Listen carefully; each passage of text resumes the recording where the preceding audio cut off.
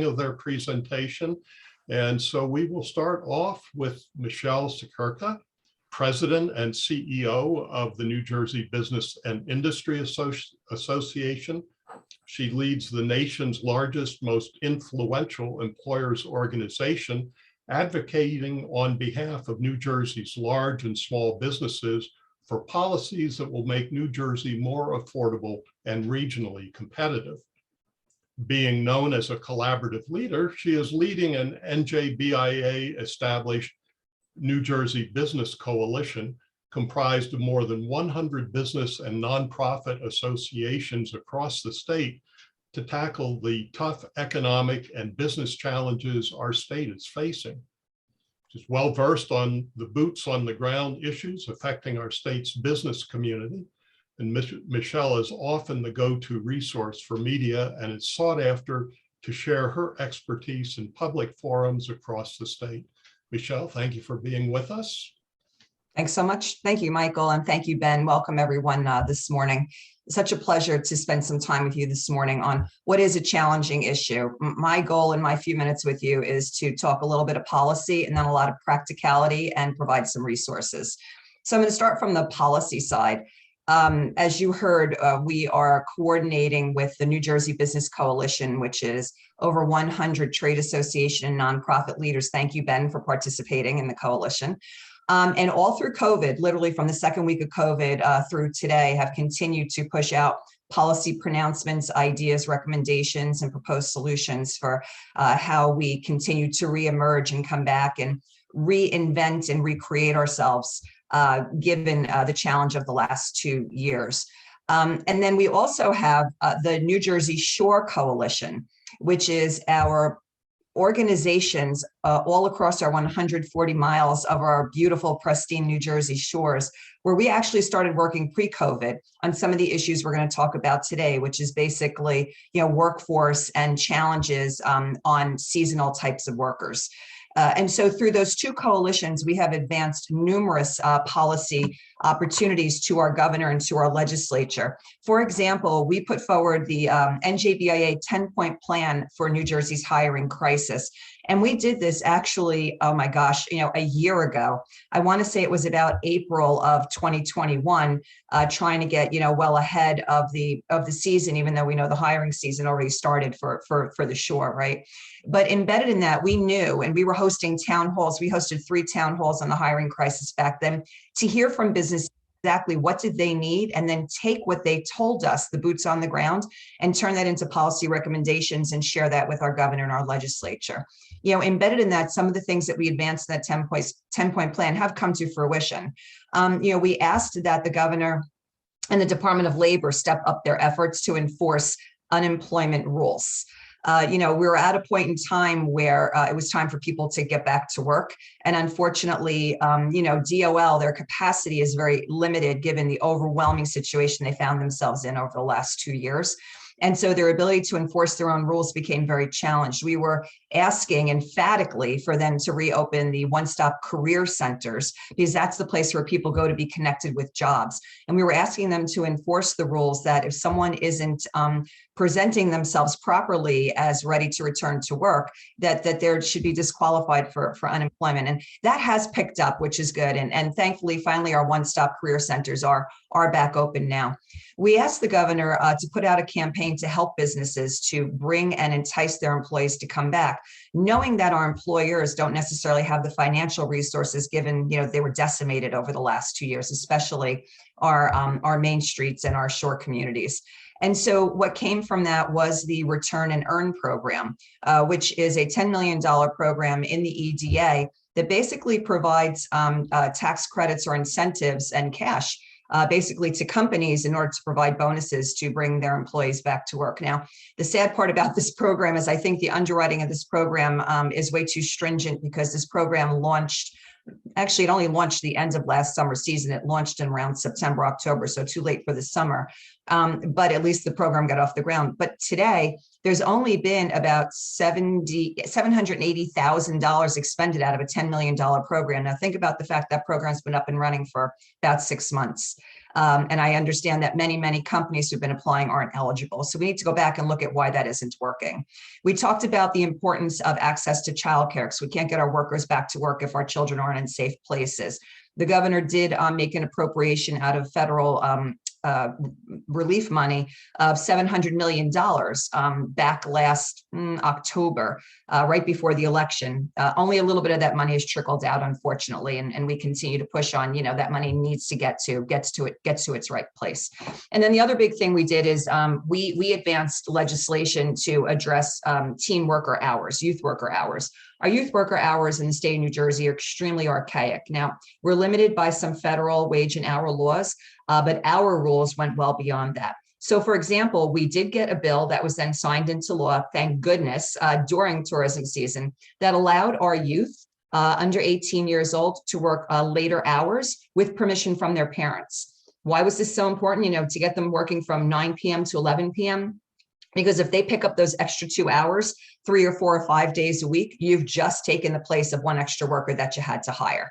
And so we felt, very good that was helpful. And we understand that created a little more capacity last season. We continue to go after those team worker hours. Right now, we're tackling working papers, trying to make that process much more of an easy lift, because it's very challenging right now. And we're working with our federal delegation to really expedite the J-1 visa process. Last year, we were crippled because we only had a handful of J-1 visa students here because COVID internationally was still affecting the ability to get those students over here. I want to thank our federal delegation, and particularly Mikey Sherrill had led this effort on our behalf. And right now we have embassies across the world that are expediting J-1 visas for students to come to New Jersey next year. So big fingers crossed on this, because, this is extremely important to our tourism season.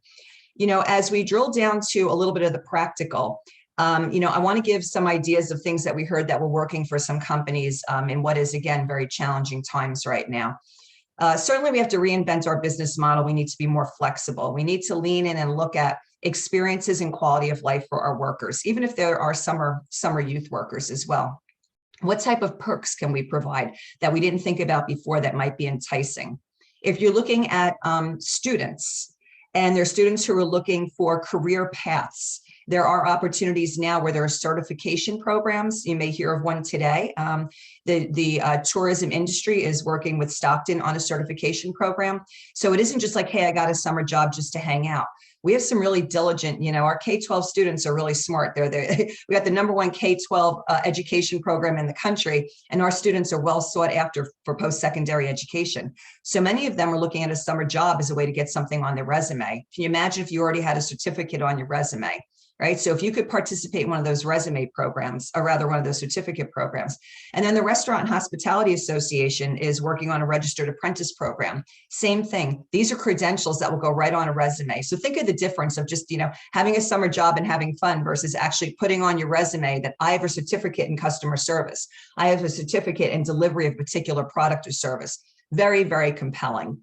On the wage side, minimum wage continues to go up. We know the compression of that is very challenging for our companies, especially our Main Street businesses on entry-level positions. We highly encourage that businesses think about bonuses, both a sign-up bonus and a retention bonus. So if you want to get them signed up, you give them something on the front end, right? But if you want to keep them, you give them something on the back end. And you say, hey, stay with me for 12 weeks, and at the end, I'm going to give you this. Again, going towards students, the idea of maybe banking some money or a scholarship that they could use for post-secondary education. These are things that work, and these are opportunities that are out there. And again, we're looking at trying to loosen up some of the federal money in order to create some pools for these one-time payments to get us through these tough cycles of bringing folks back.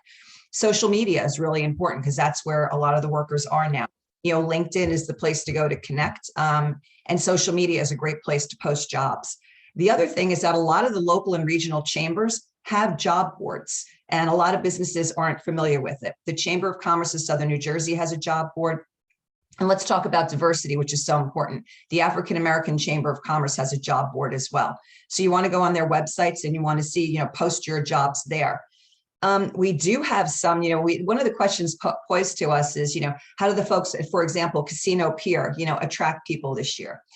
We looked for money for marketing campaigns. Now, some companies can't go out and buy a board themselves, right? Maury's Piers down in way South Jersey has a nice campaign going where they have these really great billboards with these really fun things that catch your attention and make it sound like, wow, it's really fun. I want to work there this summer and I can get great experience. But perhaps, partnering with your local or regional chamber of commerce on a campaign for everybody to get on, and maybe then we could afford that billboard. Maybe there's some DMO money or tourism money to be able to do that. Working with our Shore Coalition, we are looking at advocating again for more marketing dollars for the community. And then finally, really, again, it's how do we as employers think differently about our business model? Clearly, there are certain things that you can't do remote, right? It's hands-on, and that's everything from a frontline job in retail, Main Street, our summer programs on our boardwalks and our amusements, right? Our manufacturing, you have to be in your place of business. So what do you do in your place of business when you can't provide flexibility through remoteness? Again, look at some ways in your culture and through your values to create that connectivity that make people feel like they're part of something bigger. And again, this could be all about career pathing, about providing that next best opportunity for stepping up to a new opportunity a year from now or 2 years from now, making people feel that they're connected and valued. And a lot of that goes to your corporate culture. We could spend hours talking about corporate culture, but I couldn't tell you how important, truly important, setting the right tone from the top, but allowing tone to come from the bottom and the middle is for New Jersey employers, especially now. Because when you have culture, you can survive 10 COVIDs. If you don't have a good culture, you're never going to survive the first one. So with that, I'm going to pause and I'm going to turn it back to Michael, and I know we'll do questions later. Thanks so much, Michael. Thank you, Michelle. And a little technical issue here. There we go. Thank you, Michelle. A lot of great information, and made so many notes. I think I'm going to need a bigger notepad for having all of our presenters this morning. So thank you once again. And as Michelle mentioned, we will be taking questions at the end. So it's my pleasure to move on with our second presenter. Dr. Nicole Crisone-Naylor is an associate professor in the Hospitality, Tourism, and Event Management Studies program at Stockton University. She is a multi-certified educational leader with over 12 years of casino gaming management experience and is recognized for measurable successes in customer service, productivity, performance, and talent development. Dr. Naylor has focused much of her recent research and engagement on the impact of COVID-19 on businesses, employee motivation, and human resources practices of organizations. She recently published COVID-19 Residual Effects, Sustainability, Strength, and Volatility for the Future in the International Journal of Gaming, Hospitality, and Tourism. And she's been invited to present at several conferences and local associations to share insights on the impact of COVID-19 on visitor and resident behavior, rebounding the event industry, moving past COVID-19, motivation to work, what matters most, COVID-19, and innovating HTE recruitment and retention initiatives as part of human resource management. Noelle? Thank you so much, Michael and Ben, for having me today. And Michelle, thank you for getting us kicked off. I really think you set the context as I'm going to go into things I'm going to share today. And I'm just going to lively it up on my end. I'm going to share my screen with you. So hopefully you can all see a presentation PowerPoint that I'm just going to use to guide this session. And I really want to start with that, how do we, adapt and think about these creative approaches without really understanding why are we having this staffing shortage right now? And that's really why I want to start us out today, which is as we start to think about, this shortage, and you really did hear Michelle say it, is that it's really complex. And as we start to see it, there are really two stories that are going on right now. The first story is surrounding the labor market itself. And then there is really this two-tier story that we kind of intermingle with the labor market, which is this emotional relationship of many of the workers, not only to their jobs, but to the employers. And this is where we really have to kind of break apart to understand, which is the pandemic really started to classify and brand people in their job roles, right? So we saw that all of a sudden there was this essential versus non-essential positions. And within this, a lot of the way in which it translated to workers is that, oh, is this expendable versus non-expendable? So really what this has done is started to really shift the way in which people have really valued not only the work that they do, but the value that they had generally to the workplace and the employer. And it has really left a lot of individuals thinking about, wow, so I've done this job, I'm considered non-essential. So does that mean that all of the hours, all the birthday parties that I've missed previously, that there was no value in it? So why do I do it? Why do I want to continue to do it? So these considerations have really brought us into the fact that COVID has been the perfect opportunity for people to really evaluate what is important to them. And with this, what we have seen is that people are, valuing their time differently, that they're not willing to miss those birthday parties or those special events or work that 10-hour shift, that they're valuing their skill set differently. The tangible, benefits that I'm able to give to an employer is, even though I'm being compensated by a wage, I'm seeing that differently. I'm seeing that it's something that can give me some type of competitive advantage.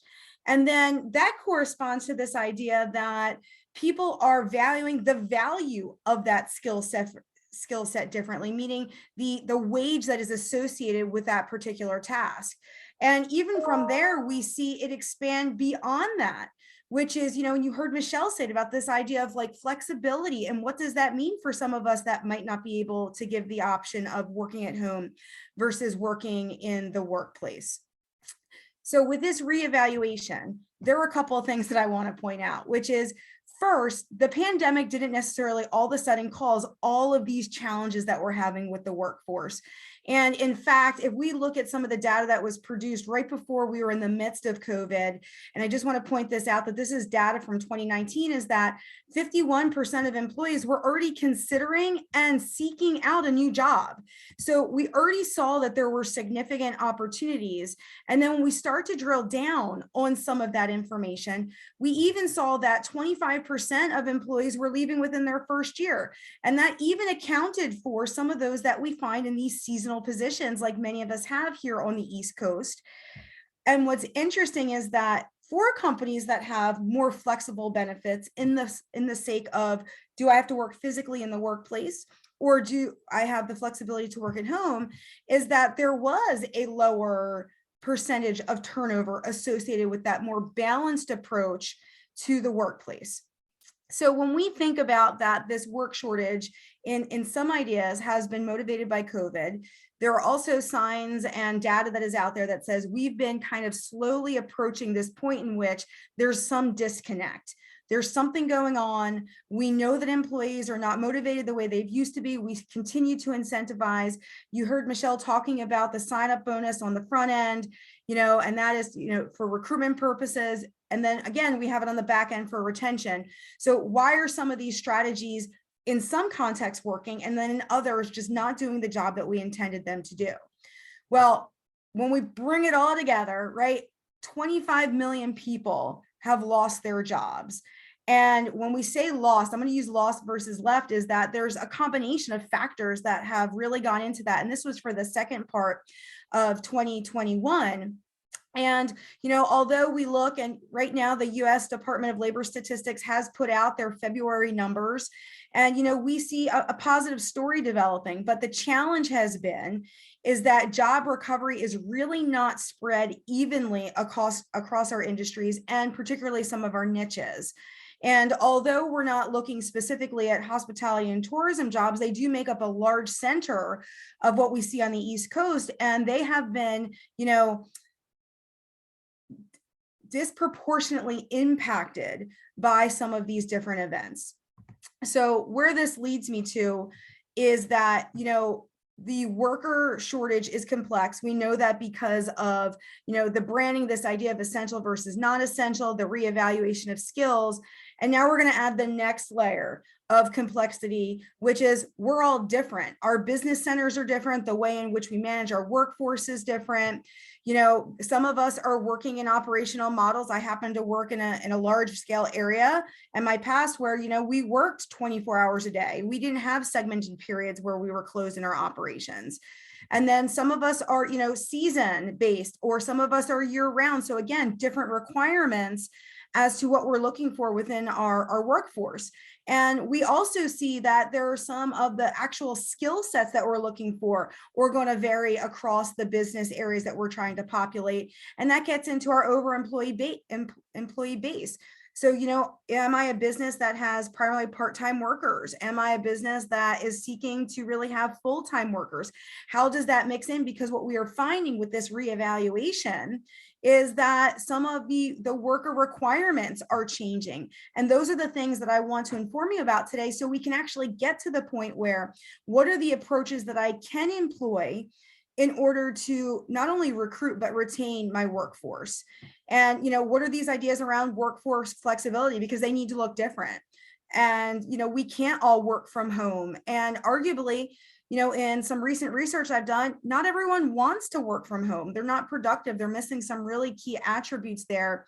And what's interesting is in a Business Insider report, you know, one of the things that brings call to action is that for many of us, you know, and some of the strategies that we've been using, you know, we haven't changed the way in which we think others have changed in the way they're thinking. And we presume that employees are the same they were before the pandemic. And unfortunately, they're not. And if we continue to do that in some of the aspects that we're experiencing right now, we are actually actively pushing employees out of the workforce versus recruiting them. And that's pretty powerful, because we're just going to see those numbers of individuals leaving their jobs increase. So how do we start to get there? How do we break it down? How do we understand this? So I'm absolutely not going to get theoretical on you, but at some point in time, in some point in school, throughout our educational or even professional careers, we have all come to know Maslow, and Maslow just gives us this idea in which we can look at our organizations in different layers.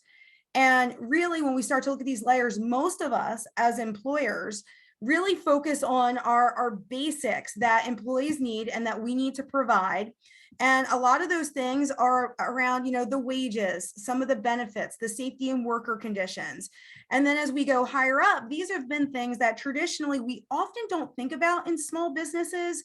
You know, large corporation, Fortune 500s, you know, employee bases of thousands or more, right? We really get into some of these more, you know, self-actualization, you know, job structures based on achievement and recognition and things of that nature we think about.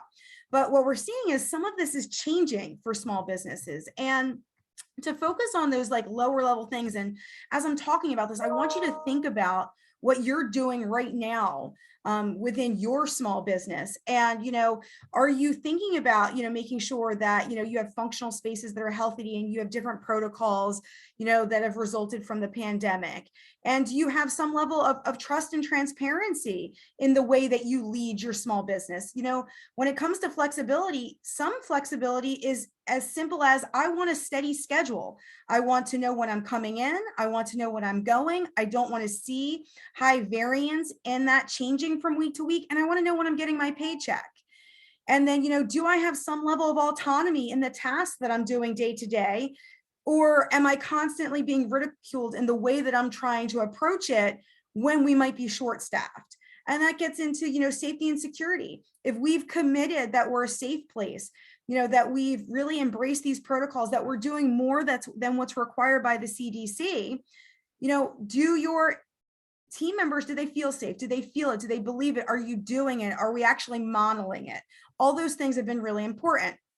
But when we start to focus on those higher pieces, this is where we might need to change the way that we have thought in the past, which is we really need to pull our workforce, and we're going to see some, you know, extreme generational differences in our workforces, particularly those that are seasonal. We're going to have some folks that, you know, are young kids. And as we heard from Michelle, we're looking at that policy, you know, particularly on younger workers, but then you're also going to have some that are retired.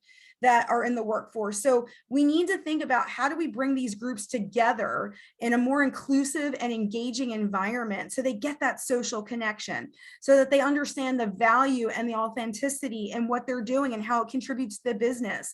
And beyond that, how does it contribute to the community? So, I might be on the casino pier and I might, being one task and, I think I'm just contained, but no, that has an impact on the community. And we need to start sharing those things with our workforce, because either one, they've never been positioned that way that they can make a difference. And two, they are making a difference. So we have to make them aware, because in the past they haven't been. And that's also about building up their self-esteem. And that might be through, promoting continuing education opportunities or through certificates that they can really continue to distinguish themselves, not only in the sense of the workplace, but even when it comes to college recruitment and initiatives of that. And, overall, what I like to think about is, do we create an environment and a culture where we embrace and want people to actually enjoy the work that they do? There are a lot of repeating, tedious tasks that we have to do, but how do we make sure it's fun and engaging and we keep individuals motivated? And that's where some of the changes that I've seen in organizations that I've worked with recently for COVID is that, and again, Michelle said this, right? She's right on, which is, if we don't build the culture now, we're never going to survive just this pandemic, let alone everything else that's going to be coming at us. And it has a lot to do with, the goals, setting the mindset, and then building this culture around it to make sure that we're supporting one another in what we're trying to do and bring it to life. We're all really good at the initial pitch, right? Selling it, saying that we have all of these ideas to commit to, and we're constantly pulled in other directions. Well, we really need to put, our feet to the ground and start moving some of these and building that culture. And if we can't do it, delegate it out, right? When individuals and employees at all ages are able to contribute to building that culture and that mindset, they hold themselves accountable to it. You don't need to, as the owner, as the manager in that particular area. It's quite empowering. And one of the things I want to share with you is some recent research I've done in the region up the East Coast is, I wanted to debunk some of these things that I've been personally hearing, which is, we don't want to go back into the workplace. We only want to work from home. And in our research, what we're finding is that's not necessarily true. In fact, overall, most are calling 50% of those that participate in our study, they want some type of hybrid model. And really a smaller percentage of those want to work from home. So that's good news for us small businesses that really might not have the accommodations or the physical tasks that can be done at home. There's hope for us. So that's not the barrier that we have to worry about that we can't fix. What we do have to focus on is understanding and gaining a new understanding, which is based on that environment that we're working in, our values and our needs are different. And this is where historically we've seen some disconnect. So if you're looking at this first chart, this is in an office environment. And, what we're going to find here is if you look, when we think about those social needs, building self-esteem, all of those opportunities at a higher level, they're very different than when I'm working at home, which is I just really am focused on the psychological and the safety needs. So this means that we might have to think about the things that we offer, the incentives that we offer, the work structure that we offer. Is it a fit to the environment that I'm offering my employee? And I will tell you that, when it comes to these, 84% of those that participated identified these higher level needs that, again, historically have not been part of our considerations. And this is even in large organizations, these Fortune 500 organizations. So there is a really big disconnect. And, further than that, I wanted to get an inside pulse to be able to share, which is, okay, we're doing lots of great things. We think we're motivating our employees. Well, is it working? And guess what? We saw from respondents that, and they all said, our workplace is doing a variety of initiatives to motivate us. The challenge is they're not the things that we want anymore. And I mean, for me, this has been startling. So, I even have come in the past from organizations where we celebrated with pizza parties. We had special lunches. We even did a variety of different bonuses. There were employee stores or we got discounts. And some of those are just not attractive anymore. And this is really going to rattle many of us, which is, oh my goodness, what do we do next? How do we connect? Well, that's what I'm going to jump into. Because, right, that's the point of this entire panel today, which is, one, we have to acknowledge there might be a disconnect. So we all need to leave this today and consider, not only what Michelle said, I said, our next two panelists, and identify where our disconnect is, because it's going to be different for each of our businesses. Because some of you are looking to hire 400 seasonal employees, and some of you might be looking to have, 10, very different dynamics. And, based on the work itself, where I can complete it in the physical workspace at home, again, we have to reevaluate. But those of us that might have some really advanced structures, and maybe you do have someone that has your human resources responsibilities, we need to make a shift where we want to focus on the goal of building progressive and motivating career paths. So if I'm in this stage today and it's entry level, what's my potential tomorrow? Or how can I connect it to the bigger picture? So one of these is, if you're on the shoreline, there is the tourism industry professional certificate as an example. So you can start here, you can build in this niche area, and here's where it can take you. We have to help people see the next steps. It's also about, although we have to focus on the fact that I might need a certain amount of people to run my business, right? That's talent. We need to make sure that we're demonstrating that we believe in those individuals and that they are talent, that they have something to contribute, and that we want to recruit them, and we need to build this new attitude. And we can do that in several different ways. And here are some of the ones that I want to share with you, generally speaking, which is some really easy and potentially no cost options to do. Now, if you're in some area where you might be some level of regulation, it might be hard for you to do this, but attractive job titles. Think about, how do I make a title more attractive where it demonstrates value of my position, of what I do and how I serve the organization or the small business. Connect that job and the job duties to technology. Let your younger staff, your more technologically savvy staff, let them do the things that are good, because guess what? They're going to help to not only recruit new business for your small business, but they're going to say, hey, guess what? My employer lets me post on TikTok, and here are the things that the business are doing. And guess what? This is really cool way that I get to go throughout my day. And guess what? Now you've just attracted a whole new segment of business. And, organizations typically are a little scared to do this, right? Some of us on here might not be on TikTok or Instagram or these other platforms. But if we can integrate the things that our younger workforce values, they're going to feel that deeper connection between the entire business itself, because it's a disconnect right now. Also, what are those stretch assignments? How can I contribute to building the culture, or building, maybe a TikTok platform for your small business? That's a great way to give them stretch assignments, more accountability to the business. It doesn't mean it has to be standalone. There still can be accountability to that. There still can be checkpoints into that, but it ties into this idea of stretch assignments and cross training, and then connecting what they do to the values, not only the values of the business, the values in the community. And as I mentioned a little bit ago, what are the career paths within your business? And it's okay to be a starter business for employees, meaning that, you provide the foundation. Then you need to market and highlight that. Yeah, we are developing that foundation that you can take to any business segment. It doesn't just have to be someone that might be considered in the entertainment sector, the food and beverage sector, the event sector. Broaden that. There are synergies everywhere. Don't be afraid to leverage that. And, one of the first charts I showed you that said, if onboarding isn't great, right, we're losing 25% of that workforce. Investing upfront is the most important. It doesn't mean that you have to have, a 3-day orientation, but it may mean that you need to carve out 3 hours of your time, or allocate that task to someone else, to make sure that they feel, and when I say they, your new staff feels that, there's a level of gratitude and appreciation, and that you want to invest in that individual. They need to feel it, and it has to feel different than in the past. And then recognition programs. And where I want to leave, and I'm sorry, I know I'm just past here, is that, connect with your employer partners. So Stockton is a partner, your community education provider is a partner. Please don't hesitate to do that. So I'm sorry, I absolutely know I went over, and I'm going to pass it back to Michael and Ben.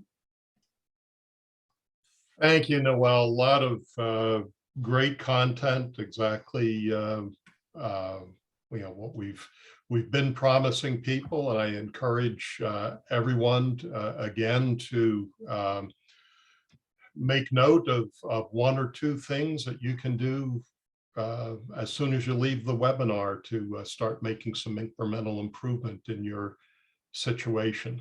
So our next presenter is Dr. Jacqueline D. Mejias Fuertes.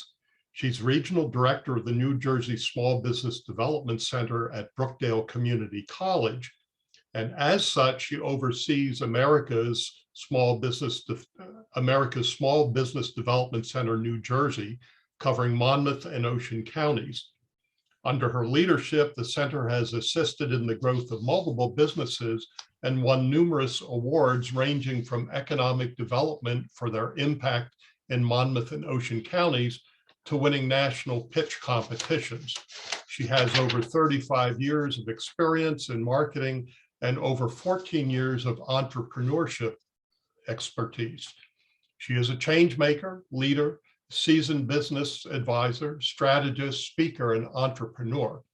Most recently, in 2021, Jacqueline received the America's SBDC 2021 State Star Award for her outstanding efforts in assisting the small business community, entrepreneurs, and NJSBDC network. Jacqueline, thank you. Hey, Michael, good morning, and thank you for having me, and Ben and everyone from MODC. I have to say the ladies before me have been phenomenal, both Michelle and Noel. I'm looking at the time as well. The ladies did cover a great deal. Some that was in my notes, so I will not repeat what they said, but there were a few points that I do feel is worth repeating. One has to do with culture, and that is because culture is really critical. It still remains one of the most important aspects of an employee's decision whether to stay or not with a company. So when you're talking about culture, both Michelle and Nicole did state it, and it is critical. So when you're thinking about, do my employees want to stay or go?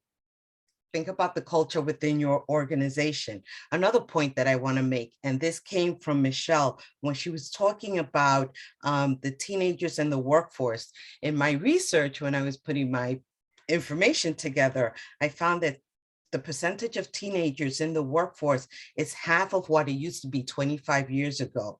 So imagine how low the level of entry level of those that we rely on today is. So when you're thinking about it, I understand for the small business community how difficult that is. So for us at the Small Business Development Center, yes, we've been, charged not just by MOSBDC, but our clients are, especially since the pandemic, have been contacting our office for us to assist them with helping to find new employees. And it hasn't been just in the restaurant and hospitality industry, but it has been industries across the board. So in doing that, again, looking what are the commonalities that are occurring across the industries. And one of the things that I found is that in order to recruit or retain new employees, I go back to the business itself and I ask, what is it that you're doing? What is it that you're changing? Because one of the things that in the last 2 years, if we haven't learned anything, is you have to adapt. What are the changes that are you're making within your business model in order to adapt to the new world that we are in? So going back to restaurant and hospitality, in my research, I did look to see what is the East Coast versus the West Coast. What are they doing in that industry? And surprisingly, they are creating a different work environment simply because the restaurant industry, hospitality industry, they realized that the culture within that environment wasn't that generous. So they're looking at it from a different perspective. They're realizing that in order to attract employees into their industry, into their businesses, they're thinking twice about it. It's not just about the money, it's about the benefits. It's about the opportunities to give individuals time to try something new, to grow from it, share within their profits, offer them healthcare, things that they weren't doing before. What are the bonuses that would incentivize them to stay a little longer, to try something new, bring on technology into the business itself that they would not have thought of before, taking away some of those administrative functions that were put onto the employee before, that were really, impacting them, not allowing them to do the things that they were enjoying in the hospitality industry. So again, being creative, saying, okay, we know that they didn't enjoy doing that. Now there's a piece of technology that could do it instead. Why not moving that way? In terms of recruiting, getting very creative. Both Noelle and Michelle mentioned, when it comes to recruiting, what is it that you're not doing, that you can be doing? Looking at social media. Yes, maybe perhaps you're not savvy on social media. That's where the SBDC comes in. I have to tell you, the Small Business Development Center. You're not savvy on it. We're here to help you become knowledgeable on it. Become creative. Let the market know, what is it that you do best? How is it that they can come to your job or you're creating employment for them where they're going to enjoy this summer. They're going to learn a new craft. They're going to learn a new skill set that they could take with them as they move forward. You want to go to the schools and inform them of this happening. This is where the partnering up comes in, which Noelle mentioned. Go beyond the ads, go to local organizations, partner with them to talk about the job opportunities that are going to come up. Go to the high schools. My particular center is hosted by Brookdale Community College. You're going to hear from Larry Sternbach coming up behind me, where they're going to have a job fair at our school at Brookdale. Take an opportunity to do that. After school programs. Post your jobs there. Find those opportunities where you can go and speak. If you're not comfortable doing it on social media, whether it's on TikTok, Instagram, go to where the students are. Those that you're recruiting, you need to go and be where they are. Communicate where they are. That's part of marketing. If you're in business, therefore you are marketing. And if you are marketing, one of the things that we teach you in marketing is you must go to where your customers are. And your employees are your internal customers. So know where they are, learn how to communicate with them, let them know what is the competitive advantage of coming to work for you. Most importantly, look at technology, see how technology can help improve your business, but also improve your employees' work-life balance, right? So be flexible with that. I understand that, yes, not everyone is meant to work from home. I agree with that. Not everyone can be productive at home. As Noelle's graph showed you, not everyone wants to work from home. Not every job can be done from home. That being said, that doesn't mean there can't be flexibility in terms of the scheduling. Figure out what is the individual's preference. Some of us are excellent at working in the morning, and yet some of us are not. So why not work with that individual's preference? When do they work best? Is it in the morning or is it in the afternoon? It works to your benefit when you communicate with your staff, when you engage them, when there's transparency, when you let them know what's going on. So think about it. What is it that you want to share with your employees? Think about your management style. Maybe this is the time for you to change the way you do things within your establishment, because that's critical. Open communications. Make sure that you are showing gratitude to your internal customers, as I call them, as well, because they will respond in kind. So it is compensating them, not just financially, but in so many different other ways. You just have to be creative. For us, we sit down, we strategize with you, we help you think of so many different ways. People always say, think outside of the box. My term lately is there is no box. It's fair game. After these 2 years past the pandemic, forget about thinking about the box. Let's think of what we never thought before, and let's go with that, because that's what happened with the pandemic. We all learned how to adapt. Things that we never thought we were going to do before in the small business world, we started doing. What people used to say before, I can't do that, I won't do that. Guess what? You did, you will, we are. So most importantly, we learn to adapt. So when it comes to adapting, I'm talking about really making a change in the way you run your business. You need to recruit. Think of different places where you're going to do your recruiting. When it comes to retention, speak to your employees, really listen to what they want. As Noel said, it's not just about that pizza party you're throwing them. What is it that they want? Perhaps they're looking for guidance, to help figure out their career path. You can be such an amazing mentor as in a small business employer. I teach a class on entrepreneurship, and I have so many students that want to start a business on their own. What a wonderful opportunity for you to be a role model for them. And these are individuals that are coming in from high school. So why not give them that opportunity? So be creative. The other thing is, if you're looking for employees, where are you looking? Who is it that you're looking at? Give individuals whom you never thought of giving an opportunity the chance to work for you. And when I say that, you're creating a more diverse, equitable work environment for yourself. So think of contingent workers. Here we're looking at the gig economy. More and more people are working for themselves. So I'm talking about freelancers, consultants, contract workers. They exist.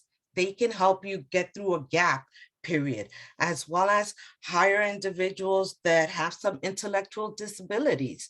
I'm not sure if you guys know, I live in Middletown. We have a restaurant here in Middletown. And I give kudos to this woman who created this restaurant that's totally run by adults with intellectual disabilities. She's amazing. And she did this for her daughter, who's now off to school. And we did a program for them that Success is for Everyone. Amazing what these individuals can do. You train them, they will work for you, they're adults, they're responsible. It's what is it? Higher Limits Cafe. I'm not sure if I'm saying her restaurant. I blanked out on me, but think about that. So if there's an individual who, perhaps has a criminal record for nonviolent criminal offense, give them an opportunity. We're in a state now where smoking cannabis is legal. So maybe 5 years ago, they got caught for smoking cannabis and they have a legal, a criminal record. They couldn't get placed in a job before. Well, now you could create an opportunity for them. So think differently is what I want to leave you with. Don't do the same thing. The saying that goes, he who does the same thing over and over again and expects something differently, really? It's time to change your way of thinking. For the small business owner, I understand the challenges that you're going through, especially right now with the shortages that you're having in terms of employees, but you have to think differently. When you come to our office and you're asking us to assist you in coming up with a strategy on how to help you obtain new employees, but you refuse to change your way of thinking, you refuse to change your business model the way it is, guess what? Nothing is going to change. So first and foremost, you have to step back and you have to say, this is a time, and to me, it's a wonderful time, because now it's a time for you to reevaluate the way you do business. Change, to me, it's a great thing. As you heard, I am a change maker. I do believe that, because of technology, you would be surprised by bringing in technology, how that's going to free up so many things that the way they were done in your business before, you're going to be able to do it in a better, faster fashion. And now you can really bring on a new set of skills for an individual who never thought they had them before. So with everything that the individual said before and along with this, and remember at the SBDC, we could definitely sit with you and come up with a strategy. And I know that Larry has some programs that can also help you train your staff. And I'm sure I'm not going to go into his information, but I'm sure he's going to talk about them as well, that if you're looking to upskill your staff in order to retain them, there's programs in the state that will help you do that as well. So with that, like I said, I wanted to keep it short. My colleagues did an amazing job of informing you of all the other things that are going on throughout the state and things that you can actually do for your business. Thank you. Thank you, Jacqueline. What a tremendous collection of tips and, just more great information for all you folks participating. And I can't stress enough the recommendation to make use of the Small Business Development Center at Brookdale. Just a tremendous amount of resources for small business folk. So our next presenter is Larry Sternbach, who's Executive Director of the Monmouth County Workforce Development Board. Larry joined Monmouth County Workforce Development in February 2010 as the Business Services Counselor, helping thousands of Fort Monmouth employees who were losing their jobs due to the closing of the fort. Following several other roles, in December 2017, he was appointed Executive Director. Prior to joining Monmouth County Workforce Development, Larry spent 25 years in marketing and advertising, consulting for some of America's leading brands, including Gillette, AT&T, and the United States Olympic Committee. As Executive Director, he maintains a strong commitment to supporting our business community. Larry, thank you for being with us this morning. Good morning, everyone, and thank you. I'm going to just shoot my contact information into the chat. So if anyone would like to follow up and connect after this, and I hope you will, it's there. And I'm also going to share my screen so that I can think that'll do it. So let me just get to.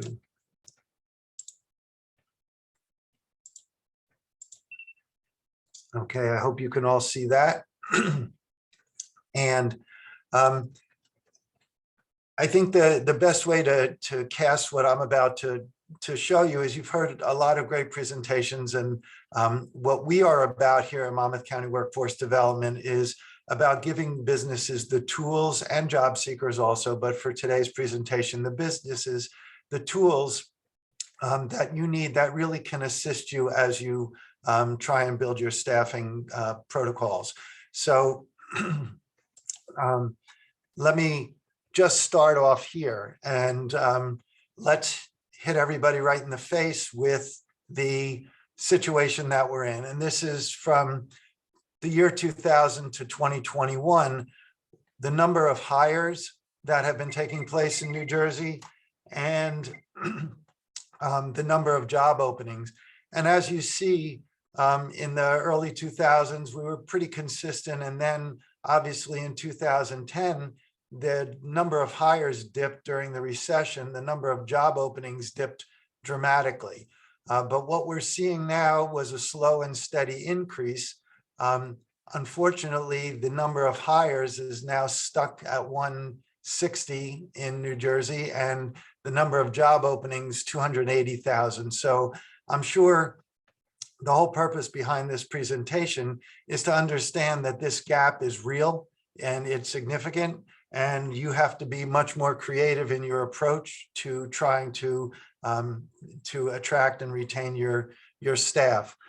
When you look at sector by sector, and after this, I'll move into some of the programs that we have that can help you. These are the open jobs. You know, they're, depending on the statistic you listen to, there are, millions of open jobs in the United States right now. Education, retail, healthcare, and then hospitality are the leading sector. So if you're in the tourism industry, certainly we have a lot of healthcare in New Jersey and retail as well. These are the areas that have been hardest hit. We hope that there's a light at the end of the tunnel. So hopefully it's not all doom and gloom. And I think, now that we've been through a few waves of this pandemic and hopefully are coming out in a more endemic rather than pandemic world, you all probably saw the information that in February of 2022, the United States added 678,000 jobs. Our employment rate is down to 3.8%. And jobs growth was widespread in those industries, especially that I just mentioned. So we hope that there's an uptick, and we expect that jobs will come back a little more strongly over the next 6 to 12 months, hopefully, and especially in the hospitality industry. But I think to really encapsulate what the other speakers have spoken about, this quote from Karen Kimbrough, which was on 60 Minutes a couple of weeks ago, is that people are no longer living to work, they are now working to live. So I think as people's mindset changes, it's really incumbent upon the employer to also change their mindset and understand what employees are looking for from their business, from their jobs. So there's two different sides of the of the staffing world, and that is the recruitment side and the retention side. And we're going to address both of those because we have tools that you can use. I mean, practical tools today. We like to say that our worst program is free, and the best program is we actually pay you. So if you pay attention just for the next 3 to 4 minutes, I'll show you the programs that we have. I'll tell you a little bit about what employees want. You've probably already heard that from the other 3 speakers. What you need to do, you've heard from the other 3 speakers as well, but how we can help, how workforce development can help.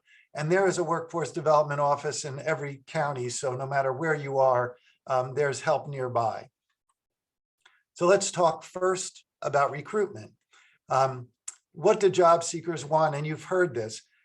They want flexibility. They want to be able to work from home if they can, and you saw the numbers. They're not overwhelming, but there are some people that want that flexibility. They want to be able to have sick time or personal time so they can go home and attend those birthday parties. Most importantly, we hear they want consistency. They want to know that they're going to work 30 hours a week or 40 hours a week, that they're going to have a consistent schedule and that they're going to be able to earn a sustainable wage. And clearly they want benefits. What do you need to do to attract people? And from a recruitment standpoint, you've heard it all already today. You need to network. You need to use social media. You need to post flyers in strategic locations. You need to consider those non-traditional populations that Jacqueline talked about and other folks talked about, the reentry population, people with disabilities, homemakers, and we have tools that can help you onboard these people that you may not have considered in the past. So how can we help you? In terms of recruitment, our office sends out job announcements. If you're on our list, you probably get more than you want, but that's maybe a good thing. But we put right into people's email boxes job announcements every single day.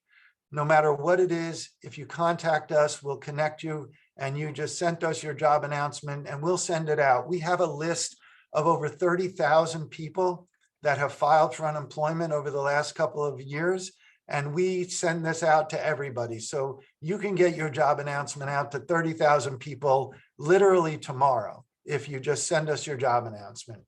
We do virtual job fairs. So if you would like to run a virtual job fair online, we can help you with that as well. And we also have, as Jacqueline just alluded to, we have 2 huge job fairs every year, and we have one coming up, the good news, in less than a month. On April 6th at Brookdale Community College, and we use Brookdale because it's a big centrally located place. We will have over 80 employers there. We have attracted anywhere from, during the pandemic, 350 to 400 people, well up to pre-pandemic to 1,500 people who are looking for jobs at these job fairs. So If you'd like to be part of that, please email me and we'll connect you. That's on the recruitment side. The other part of the recruitment thing is that, like I said, those programs that you just saw are all free. It doesn't cost you a nickel to attend our job fair or send out our job blasts. On the best case scenario is we will actually pay you. We have two programs that are really valuable to employers. Our first is a salary reimbursement program called On-the-Job Training, where we will reimburse you 50% of a new hire salary. We can pay up to $10,000 in those reimbursements, and there is eligibility, and there are some details that have to go with that. You don't need to know those now, and I don't want to bore you with them, but I want to let you know that you can test drive a new employee at 50% of your cost. You can hire somebody that doesn't have the exact skills that you're looking for. And in this marketplace today, where people are struggling to find people, you can't be as choosy as you were back in 2010 when you had 150 applications for every job. Now you're lucky to get 10 to 20 applications for a job. So if you don't find somebody with the exact skill set you're looking for, and on-the-job training can give you that 12 to 26 week time period to train that individual. Real value there. And especially for the people that we just talked about, people with disabilities, reentry population, here's an opportunity to test drive an employee you might not have considered. The other salary reimbursement program we have, and we just got great news yesterday. So this was written before yesterday, but the good news is we were approved for our summer youth employment program. For this program, and especially if you're in the tourism industry, we can reimburse you 100% of a young adult's salary. That's somebody 16 to 24 years old. We can pay $13.50 per hour. If you want to pay higher, you can make up the difference, but we can reimburse you that entire amount for 25 hours per week for a total of 8 weeks. We can reimburse you $2,700 for every 16 to 24-year-old that you hire this summer. So we just got approved yesterday to hire up to 175 young adults at this program. It's over $500,000 that we have to put into the Monmouth County economy. So we're excited about it, and we encourage you to please contact us if you're looking to hire young adults this summer. The second part of the staffing equation, obviously, is retention. And again, what do employees want? You heard a ton about culture. You want to build your brand. You want to make yourself a place that people, through word of mouth, tell their friends and their acquaintances, this is the place you really want to come and work. But you know that that's really a long-term proposition. People want a sense of purpose. People want opportunity for growth. And that's where we can come in. What you need to do really is invest in your employees. You need to engage with them, obviously, as we have told you about building this culture, but investing in their training, investing in technology to help them do their jobs, especially in a hybrid world, is absolutely critical. And we are all about the training part of it. So how can we help? Again, here's a tool that you can use today, tomorrow, next month, to train your incumbent workers. If you've got a workforce that you need to upskill, add technology, provide customer service, and especially, again, if you're in the tourism industry, that's a critical skill that you want to impart to your employees. We have a program called our Incumbent Worker Training Program. We will provide no-cost trainers, and it's a partnership that we have with Brookdale Community College. We can provide Microsoft Office training, project management, customer service, much more. But if you have employees that you would like to train, to demonstrate to them that you're investing in their future, that you want them to grow with your company, those are the things you've heard our other speakers talk about. This program is ideal. And again, it costs you nothing for the trainers.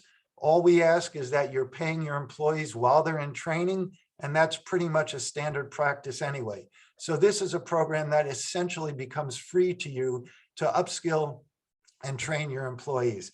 And hopefully by upskilling your employees, you can create opportunities to backfill those positions and bring in lower level people that you can, again, just continue to improve your employees' skill sets.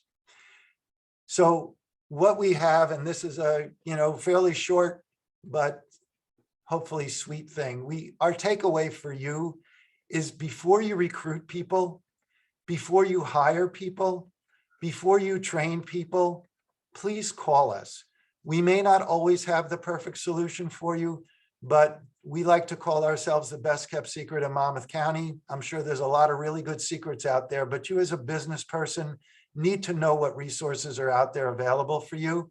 We can be part of the solution for recruitment, hiring, training people, and we would really invite you to call us. As I said earlier, there's a one-stop in every county in New Jersey.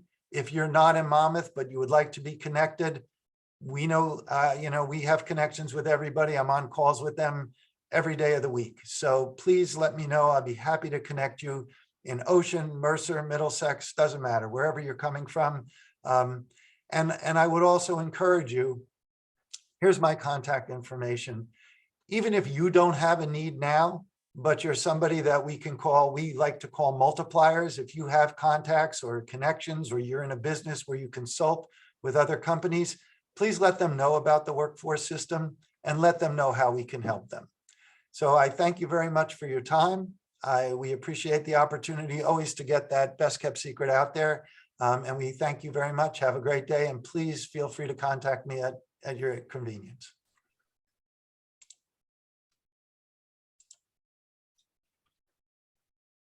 Larry, thank you for a great presentation, and my thanks to all of our presenters for just a wealth of information. And again, I encourage you all to not just file this somewhere on your desk, but to think about something that you can put into place within the next day. Ben, how do you